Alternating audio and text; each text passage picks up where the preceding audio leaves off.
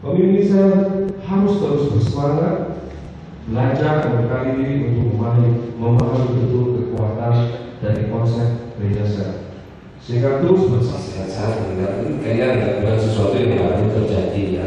Banyak kali kita juga mengalami di keluarga dan sebagainya. Jadi satu hal, ketidaktahuan kita akan hari akhir, hari kematian itu harus menjadi motivasi buat kita semua untuk terus melakukan sesuatu yang baik.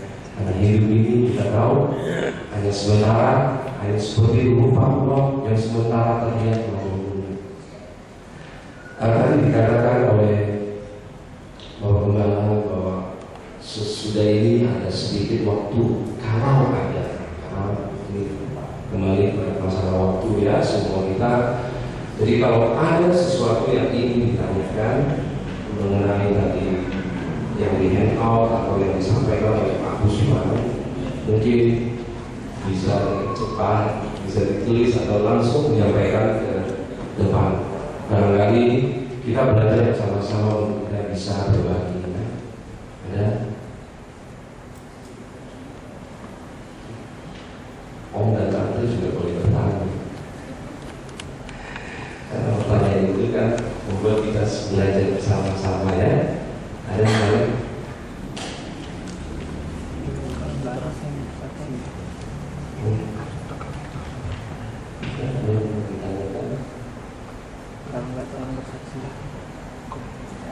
Bagus. Silakan Pak.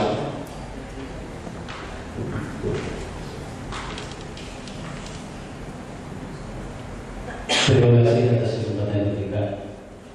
Saya dari ingin memberikan dari Makassar. Jadi saya mengambil kesempatan ini untuk bertanya. Pertanyaan saya sebenarnya sangat simpel. Ada dua hal yang ingin saya tanyakan kepada rekan dari care community ke Polri. Yang pertama, ada berapa anggota care community di Polri? Jumlah personilnya. Kemudian yang kedua, tentunya dalam pelayanan seperti ini membutuhkan pasti membutuhkan dana. Apalagi kalau saya keluar kota, kemudian harus semua seperti ke partai-partai asuhan kegiatan sosial, tentu itu membutuhkan dana. Nah, saya terus terang sangat tertarik dengan pemaparan yang disampaikan oleh bapak-bapak dari care community ini, dan saya sangat berharap seperti bapak-bapak tadi, mudah-mudahan di Sungai ini cepat terwujud care community untuk memperluas pelayanan kepada masyarakat atau penduduk yang terjangkau. Nah, untuk itu sebagaimana saya katakan bahwa dalam suatu kegiatan seperti ini tentu membutuhkan dana. Nah, yang penting saya tanyakan kepada care community adalah dari mana atau bagaimana cara menggali dana untuk melaksanakan kegiatan sosial ini. Apakah ada permintaan dana dari luar atau lembaga tertentu, ataukah hanya dana itu benar-benar murni dari anggota care community? Itu saja yang saya tanyakan. Terima kasih. Terima kasih diberikan keterangan. Untuk pertanyaan pertama mungkin sebenarnya saya cukup pantas untuk menjawab. Tapi sebenarnya untuk pertanyaan kedua lebih pantas dijawab oleh Bapak Gembala saudara. Ya, tapi sebelum saya jawab, saya tergerak untuk menyampaikan satu hal. Mungkin ini juga bisa menjadi jawaban buat Bapak siapa nanti? Pak Amir. Amir ya. Ada apa semua sudah kenal Pak Amir? Puji Tuhan ya. Kesalahan terbesar kita ya, ini juga perlu percaya kalau Anda adalah bukan karena saya berbuat kejahatan besar, mencuri, memperkosa atau apa kejahatan besar lainnya, tetapi kesalahan terbesar kita adalah ketidakpedulian. Yang percaya itu juga. Tapi semua peduli di sini ya. Jadi kita semua masih ingat cerita tentang orang Samaria yang tadi, karena kepedulian menyelamatkan nyawa seseorang. Bahkan mungkin ini akan terjadi dalam hidup kita. Nah, pertanyaan pertama mengenai berapa sisi yang ada. Yang saat ini ada di gereja Bethlehem dalam 18 sisi, cukup sulit untuk membangun, tidak mudah, tidak instan. Kalau kita perhatikan apa yang ada di tulisan di handout, itu adalah pengalaman pribadi, pengalaman komunitas kami, dan kami menjalani sisi, ya. Jadi ada begitu banyak air mata, ada begitu banyak pengorbanan, dan tadi sudah dijelaskan, tadi sudah disampaikan juga, dibuktikan pengalaman aja bersama Tuhan, bagaimana orang-orang yang taat setia, yang terus diam itu bukan diam mati, tapi diam di mana Tuhan percayakan, Bapak Gembala percayakan kepada kita di bidang apa, sekecil apapun pelayanan itu, terus menabur, taat dan setia, dan pasti berbuah. Ya, nah, jadi tidak begitu banyak, karena ya semua dalam rencana Tuhan, waktunya Tuhan, kita hanya terus melakukan apa yang bisa kita lakukan, Pak. Kemudian mengenai pertanyaan kedua, moga-moga saya tidak salah. Itu sehubungan dengan pelayanan yang ada di klip. Bagaimana sih kita membiayai, mungkin seperti itu. Bapak Ibu Saudara kasih Tuhan, komunitas sisi Bethlehem itu tidak pernah meminta ataupun list atau apapun sifatnya. Tetapi inilah sebuah pertanyaan yang umum terjadi, yang kalau secara logika apa yang kita lihat, apalagi dari semua yang dari akademis, dari usahawan, pasti berpikir dana. Tapi pernah nggak berpikir bagaimana Tuhan bisa membangun gereja ini melalui Bapak Gembala? Makanya saya katakan bahwa pertanyaan ini sebenarnya mungkin sudah dijawab, bisa dijawab. Jadi tidak ada yang lain adalah iman, doa. Ya, kita melakukan ya, seperti tadi saya katakan begitu Bapak Usman, kita dari latar belakang nggak mengerti pelayanan. Waktu ada sisi, waktu ada apa yang nggak ngerti lah saya tidak mau. Saya dari Katolik, istri saya mungkin yang duluan GPDI, saya nggak mau itu terlibat. Tapi begitu Tuhan kasih saya belajar memimpin satu sel, dan bukan kita menemukan ini sel kita yang paling dominan di gereja, sehingga mungkin sampai saat ini ya puji Tuhan kita terus melakukan sesuatu. Begitu selesai program 40 hari itu, kita sudah bisa melakukan sesuatu, yaitu berkunjung ke Bandi. Dari mana namanya saya juga nggak ngerti, 2 hari bisa terkumpul puluhan juta. Karena ngerti saya juga, ya. Tapi itu belum membuat saya bisa berdiri seperti ini, bisa mau datang ke mana, ya. Saya tahu saya mau datang, saya mau melakukan satu hal dengan saya. Tuhan bukan. Jadi pertanyaan Bapak tadi sebenarnya umum, ya, jadi tidak ada orang dalam soal iman. Mungkin hanya itu yang bisa saya sampaikan, ya. Jadi malam hari ini bukan karena kita bisa, kita lebih mengerti, tetapi kita datang, kita berbagi pengalaman, ya. Dan puji Tuhan, ini adalah satu kesempatan dari Bapak Gembala, Bapak Ibu, yang memberikan kesempatan buat kami untuk kami terus belajar. Ini malam hari ini yang saya bersyukur kepada Tuhan, kami boleh ada bersama jemaat Tuhan yang ada. Masih ada pertanyaan yang lain, Pak, Ibu? Nanti mungkin ada konsumsi yang bisa kita ini, ya. Masih ada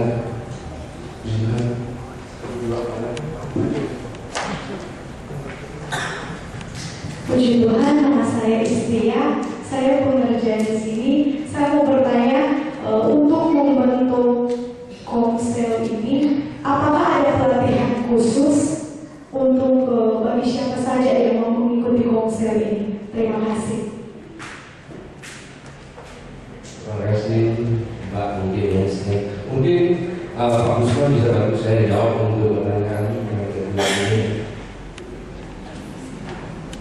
Terima kasih. Kalau siapa namanya? Rizkia ya? Ya, Rizkia. Kalau seandainya langsung membuka ponsel tanpa pemahaman yang utuh tentang sel itu, saya yakin sekali akan bubar. Kita diberikan pelatihan waktu itu oleh dari siapa?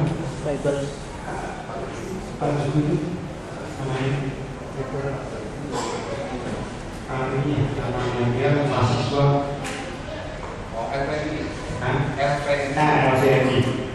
LPNI Lembaga Penginjilan Mahasiswa Indonesia dengan misi satu adalah memenangkan jiwa untuk Yesus. Nah, LPNI adalah satu lembaga yang diakui sebagai perwakilan daripada Rick Warren.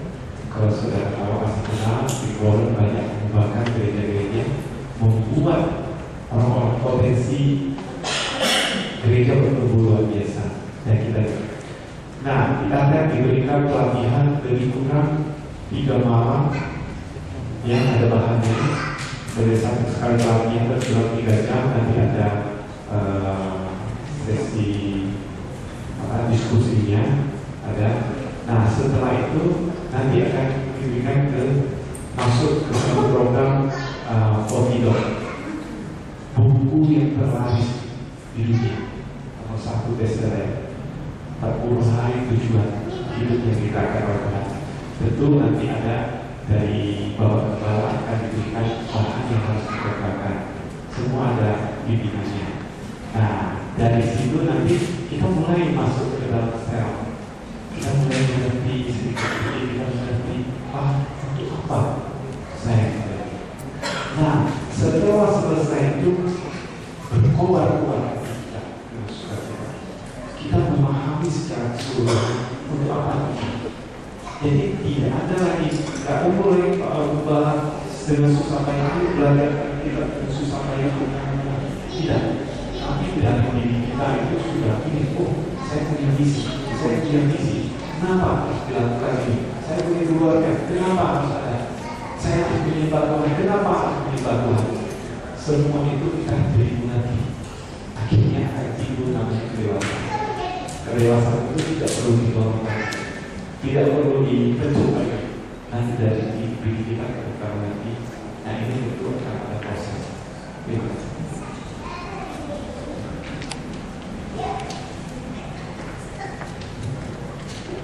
Gitu kan? Saya mau bertanya, kebetulan di tempat kami juga ada konser gitu kan, dan kebetulan di rumah kami juga sering diadakan konser. Yang saya mau tanya,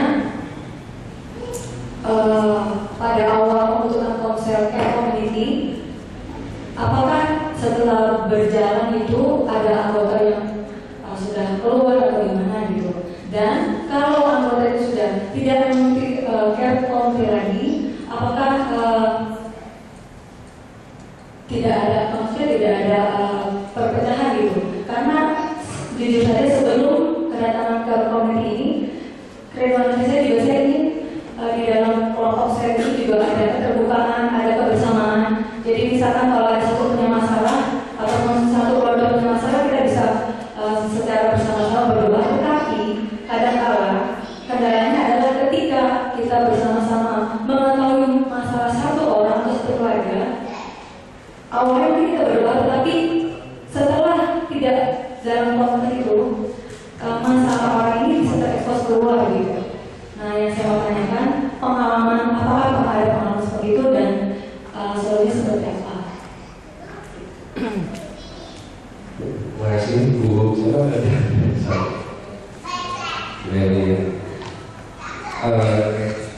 Mungkin jawaban saya tidak bisa menjawab angka 100% jawaban itu, tetapi kalau ditanya mengenai solusinya dan sebagainya supaya bagaimana orang yang ada di dalam satu kelompok sel anggota-anggotanya bila terjadi sesuatu atau pada saatnya curhat itu tidak sampai keluar, banyak hal-hal lain yang konflik-konflik yang mungkin terjadi dalam sebuah sel. Kalau kita tidak pernah menjalaninya, kita akan tidak ketemu problem ataupun benefitnya, betul? Nah, jadi pada saat kita mulai di awal, kita juga belajar dari nol. Saat bisa belajar dari nol. Tetapi kita bukan bekerja untuk sekuler, ya. Kita bekerja untuk Tuhan. Siapa yang bela kita? Siapa yang kasih hikmat? Siapa yang tuntun kita? Pada saat Pak John sudah menyampaikan satu isi pada saat kita makan tentang khotbah perahu yang kosong, masih ingat? Tidak pernah. Apakah pernah dikatakan di sini? Belum. Saya sudah begitu. Nah, jadi ada hal-hal yang kalau ada yang berbeda Tuhan berbeda. Nah, ada satu hal sederhana yang kami lakukan, ya. Memang ini adalah sebenarnya ide dari kelompok sel kami, ya, yaitu membuat yang kita sebut dengan perjanjian kelompok, ya. Nah, di dalam perjanjian kelompok itu ada beberapa hal yang kita alami. Nah, yang apa yang kita alami? Kita tulis, jadilah sebuah perjanjian kesepakatan antara anggota dalam satu kelompok, dan kemudian karena ini dianggap sesuatu yang bermanfaat buat semua sel, jadilah itu perjanjian kelompok untuk sisi BTH. Di antaranya misalnya jika ada sharing jangan sampai keluar, ya. Kemudian misalnya yang kadang-kadang cukup mengganggu kita adalah anak kecil. Tapi pernahkah kita berpikir bahwa untuk mereka yang masih muda, yang baru punya anak yang masih kecil-kecil, dengan kondisi yang mungkin tidak terlalu mampu untuk menyewa babysitter dan sebagainya, apakah mereka harus tinggalin anak-anak atau mereka tidak hadir? Mereka bisa bawa, mereka harus biasanya bawa. Nah, kita ada satu itu di poin berapa saya lupa. Itu kita akan untuk anggota yang membawa anak kecil, ini hanya contoh.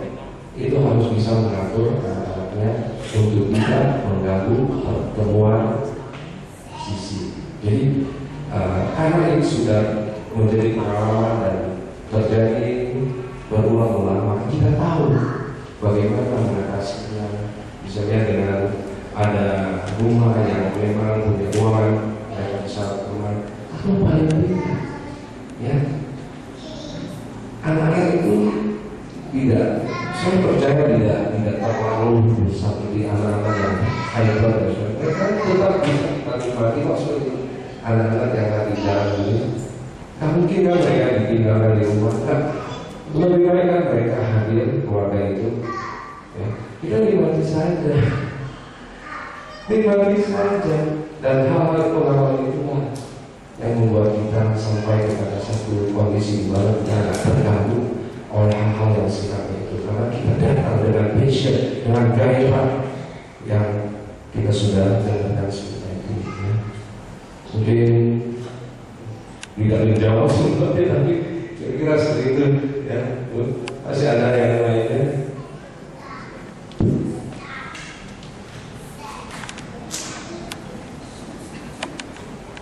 Puji Tuhan, terima kasih Pak. Nama saya Dixon, saya juga bekerja di sini. Saya cuma mau bertanya, tadi namanya sel community ya. Ketika terbentuknya tim ini, tentunya pasti meringankan tugas gembala kan, karena seperti yang katakanlah kalau tidak kenal sekarang, Jumat melahirkan Jumat. Seperti domba, melahirkan domba berarti meringankan tugas gembala. Berarti gembala hanya fokus di dalam bagaimana dia mempersiapkan makanan-makanan daripada jemaat-jemaat itu lewat penyampaian kebenaran firman Tuhan dan pelayanan yang lain.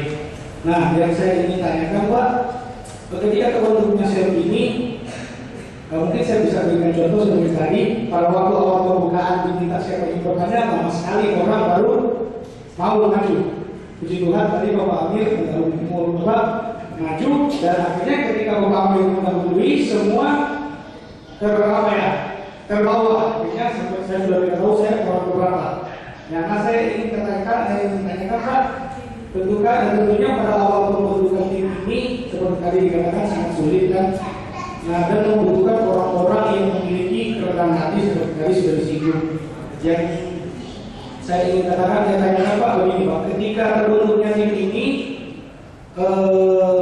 tentu melihat dulu kriteria ya, apakah memang murni mau masuk di dalam tim ini dan mau melayani. Nah, bagaimana Pak, apa pernah terjadi ketika tim ini sudah berjalan? Saya tidak tahu jelas tim ini sudah berapa lama berjalan, tapi ketika tim ini sudah berjalan, pernah tidak terjadi orang yang ingin masuk di dalam tim ini, tapi mungkin dalam jemaat juga, tapi menurut Bapak atau tim ini seperti tadi belum masuk di dalam konteks dewasa secara rohani atau imannya belum dewasa sehingga harus mungkin ya nggak bisa dimasukkan. Nah, seperti apa mungkin yang harus dilakukan sebagai anggota tim supaya apabila ada orang yang mau masuk di dalam hal seperti itu dalam tim itu untuk apa ya? Bukan ya karena bukan halusnya untuk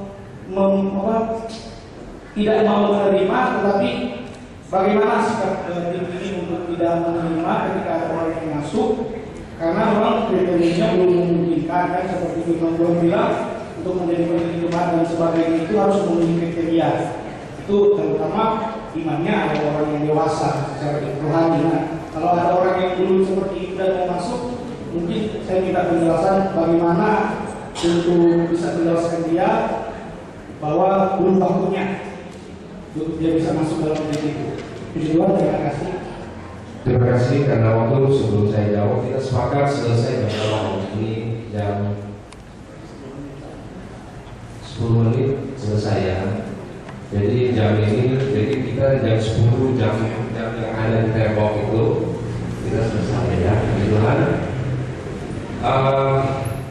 saya dikasih pertanyaan atau jawaban saya sampai kurang jelas tadi, tapi saya tahu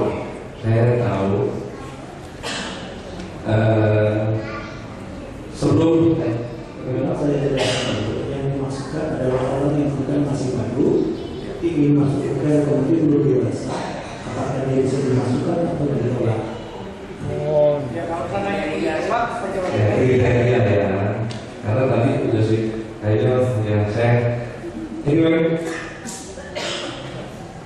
kalau Bapak Ibu tadi perhatikan apa yang dibaca di handout, moga-moga waktu dibaca kembali, ya dibaca kembali, coret-coret sampai rusak juga nggak apa-apa, tapi dapat pesannya. Begitu juga tadi yang disampaikan oleh Pak Usman, itu sebenarnya juga sudah menjawab. Di dalam komunitas saya yang tidak jangkau dengan orang-orang yang sudah kualitasnya sudah ya, pengalaman saya dari nol itu benar nol, bahkan saya menolak layanan yang saya nggak peduli lah gitu. Begitu juga Pak Usman ya. Jadi tidak ada kriteria dong ya. Justru kita menjangkau mereka ya. Saya tidak menjangkau. Tentunya bukan saja orang-orang yang ada di lingkungan gereja, tetapi lebih kepada mereka yang ada di luar, yang tidak paham, yang bukan seperti yang dilakukan oleh Pak Usman, keluarga, sahabat itu orang-orang terdekat dulu yang tidak jangkau. Jadi mereka nggak bisa berdoa, nggak mau berdoa sekian tahun, duduk di pojok gereja 30 tahun setia, tapi hanya duduk dia setia datang gereja. Apa yang dilakukan? Jadi karena hidup ini hanya sementara, saat kita masih kuat, do something, ya. Nah, saya pikir itu sebuah jawaban yang sederhana. Ya, jadi tidak ada kriteria, justru mereka yang belum.